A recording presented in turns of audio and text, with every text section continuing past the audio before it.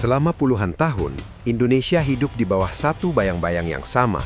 Bayang-bayang sebuah label lama yang terus diulang sampai terasa seperti kebenaran mutlak. Negara besar, tapi ribet. Terlalu banyak penduduk, terlalu luas wilayahnya, terlalu kompleks persoalannya. Di mata kawasan, Indonesia bukan dilihat sebagai penentu arah, melainkan sebagai sumber potensi masalah yang harus dijaga agar tidak meledak.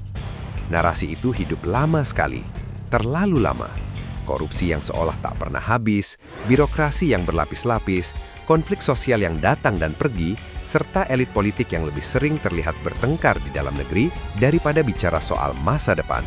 Semua itu membentuk satu gambaran utuh di benak tetangga-tetangganya. Indonesia penting, iya, tapi bukan aktor utama, bukan penentu. Cukup dijaga stabilitasnya, itu saja. Malaysia tumbuh dengan perasaan yang berbeda, lebih kecil tapi merasa lebih rapi, lebih efisien, lebih cepat naik kelas. Ada rasa percaya diri bahwa mereka telah melompati Indonesia dalam banyak hal. Infrastruktur lebih tertata, birokrasi lebih ringkas, pendapatan per kapita lebih tinggi. Sementara Indonesia terlihat seperti proyek raksasa yang susah dikendalikan. Gambaran ini bukan hanya hidup di kalangan elit, tapi juga di media, di akademisi, bahkan di obrolan publik sehari-hari. Australia lebih santai lagi. Indonesia dilihat sebagai tetangga besar yang perlu dijaga agar tidak mengganggu kawasan. Bukan ancaman, bukan penentu. Di forum-forum internasional, Indonesia sering didengarkan, tapi jarang benar-benar ditunggu keputusannya. Selama stabil, dunia merasa sudah cukup. Seolah ada kesepakatan diam-diam bahwa Indonesia bukan pemain utama. Masalahnya geopolitik tidak pernah peduli pada persepsi lama. Dunia tidak bekerja berdasarkan nostalgia atau label usang. Dunia bergerak berdasarkan angka, tren, dan konsistensi. Dan di titik inilah, tanpa banyak orang sadari, cerita mulai berubah. Tidak dengan ledakan, tidak dengan deklarasi besar, tapi pelan-pelan, nyaris tanpa suara, namun dampaknya terasa kemana-mana. Indonesia tumbuh. Bukan tumbuh meledak-ledak yang mencuri headline sesaat. Bukan pula pertumbuhan spektakuler yang membuat pasar bersorak sebentar lalu lupa. Indonesia tumbuh konsisten. Sekitar 5% per tahun, hampir tanpa jeda berarti. Ketika negara maju ngos-ngosan di 1 atau 2% dan banyak negara berkembang naik turun seperti roller coaster, Indonesia berjalan seperti pelari jarak jauh. Jarang jatuh, jarang terhuyung, terus melangkah. Yang membuat pertumbuhan ini berbeda bukan hanya angkanya, tapi sumbernya. Indonesia tidak lagi bertumpu pada satu sektor, tidak lagi bergantung sepenuhnya pada tambang mentah atau komoditas primer. Pertumbuhan datang dari konsumsi domestik yang kuat, industri yang mulai matang, dan ekspor bernilai tambah yang pelan-pelan menguat. Ini bukan pertumbuhan yang ramai dibicarakan, justru karena itulah ia bertahan. Banyak sektor penggerak ini tidak viral, tidak seksi, tidak jadi bahan perdebatan di media sosial, tapi justru sektor-sektor sunyi inilah yang membuat ekonomi Indonesia stabil. Ambil contoh, industri minyak esensial dan aromaterapi. Indonesia adalah salah satu pemain global yang sering luput dari sorotan. Kualitas produk Indonesia mampu menyaingi, bahkan dalam beberapa kasus melampaui Tiongkok dengan harga yang lebih bersaing dan pasokan bahan baku yang kuat. Dunia parfum, kosmetik, hingga industri wellness global diam-diam bergantung pada pasokan dari Indonesia. Ini bukan kebanggaan yang sering dipamerkan, tapi realitas industri yang diakui para pelaku pasar. Hal serupa terjadi di sektor kosmetik dan perawatan kulit. Banyak merek internasional dengan citra Eropa atau Korea ternyata memproduksi produknya di Indonesia. Alasannya sederhana, kualitas manufaktur memadai, biaya efisien, dan fleksibilitas produksi tinggi. Indonesia mulai unggul bukan dalam volume kasar seperti Tiongkok, melainkan dalam presisi, rasa, dan keandalan. Ini bukan klaim nasionalistik, ini logika industri global. Di sektor furniture dan dekorasi rumah, Indonesia bahkan sudah lama menjadi pemain penting. Dari Jepara hingga Cirebon, dari rotan hingga kayu solid, desain Indonesia mengisi rumah-rumah kelas menengah atas di Eropa dan Amerika. Produk Indonesia hadir di ruang tamu dunia tanpa label mencolok, tanpa cerita besar, tapi konsisten, lagi-lagi tanpa ribut. Sektor pangan bahkan menunjukkan cerita yang lebih ekstrim. Mie instan Indonesia bukan sekedar produk ekspor, tapi kebutuhan pokok di beberapa negara Afrika. Di Nigeria, Penjualannya bahkan lebih besar dibandingkan di dalam negeri. Ini bukan sekedar ekspor barang, ini penetrasi logistik dan budaya. Indonesia tidak hanya menjual produk, tapi menyediakan solusi pangan murah dan stabil bagi negara lain. Fakta lain yang jarang disadari publik adalah posisi Indonesia sebagai eksportir mobil terbesar ke-8 di dunia.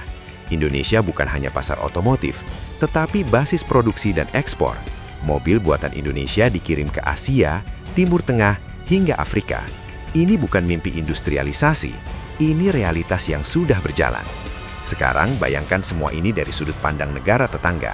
Selama bertahun-tahun, mereka melihat Indonesia sebagai pasar besar yang ribet, potensial tapi sulit.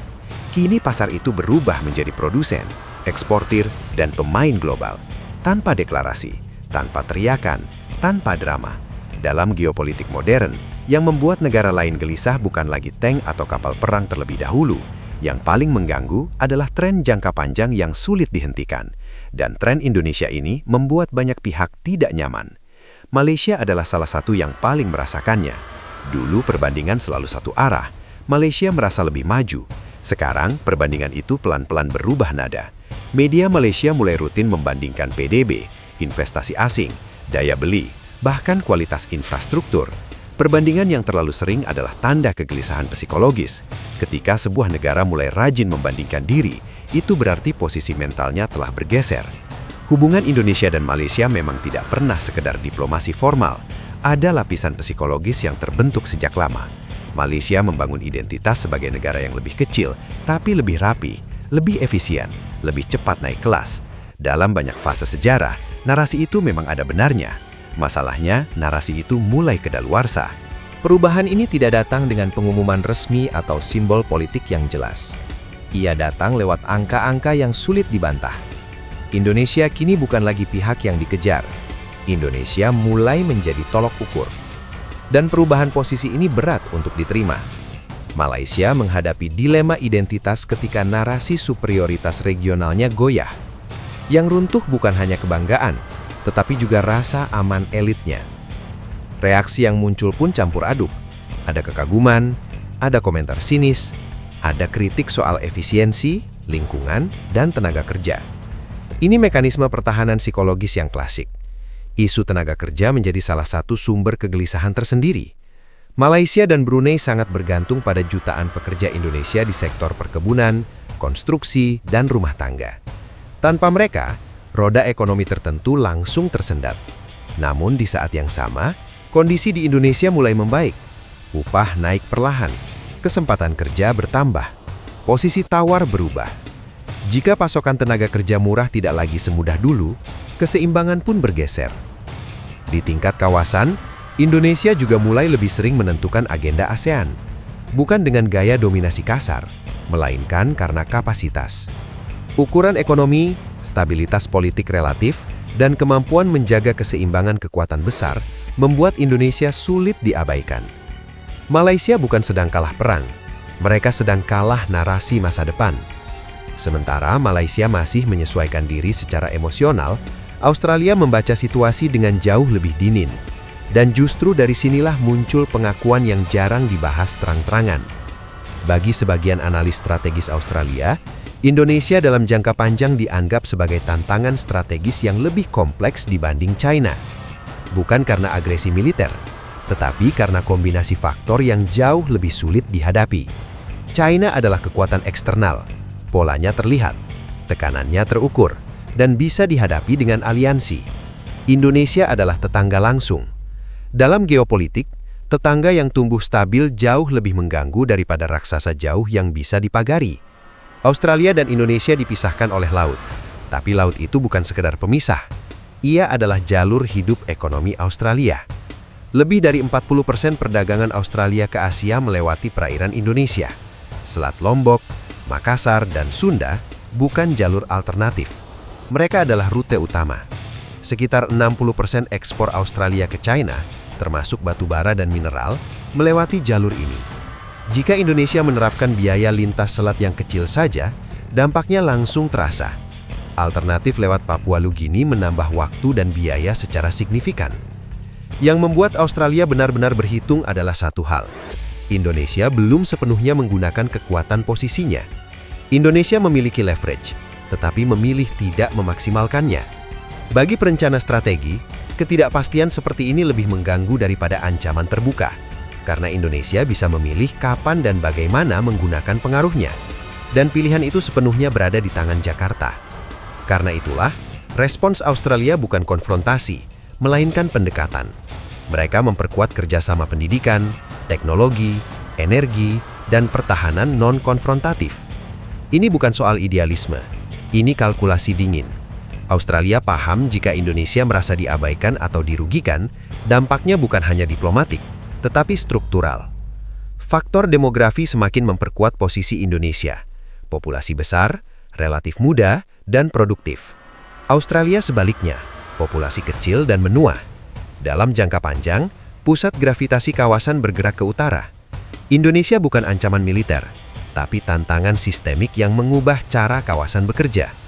Dan perubahan ini membuat dunia pelan-pelan menyadari satu hal yang ironis. Banyak negara ternyata bergantung pada Indonesia, sering tanpa disadari. Singapura, negara super efisien dan super modern, hampir seluruh kebutuhan listriknya bergantung pada gas alam dari Indonesia. Tanpa gas Indonesia, Singapura tidak mati, tetapi megap-megap. Timor Leste bahkan lebih ekstrim. Sebagian besar kebutuhan pokok mereka datang dari Indonesia. Masyarakatnya berobat, belanja dan berinteraksi ekonomi dengan wilayah Indonesia. Di perbatasan Papua Nugini, rupiah digunakan dalam transaksi sehari-hari karena barang Indonesia lebih murah dan lebih tersedia. India membeli porsi besar batu bara dari Indonesia untuk menjaga listrik dan industrinya tetap berjalan. Eropa masih bergantung pada nikel dan minyak sawit Indonesia, terlepas dari retorika lingkungan. Afrika mengandalkan batu bara, pupuk dan pangan murah dari Indonesia untuk menjaga stabilitas sosial. Sekitar 40% perdagangan global melewati perairan Indonesia. 4 dari 7 selat terpenting dunia berada di sini. Fakta geografis ini tidak berubah. Yang berubah adalah kesadaran dunia terhadap maknanya. Indonesia tidak sedang mengancam siapapun, tidak sedang mendeklarasikan diri sebagai pemimpin global. Indonesia hanya berjalan konsisten. Tapi justru itulah yang membuat dunia mulai gelisah.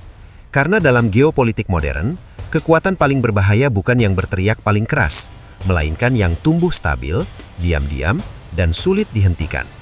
Indonesia tidak lagi mengejar. Dunialah yang pelan-pelan mulai mengejar Indonesia.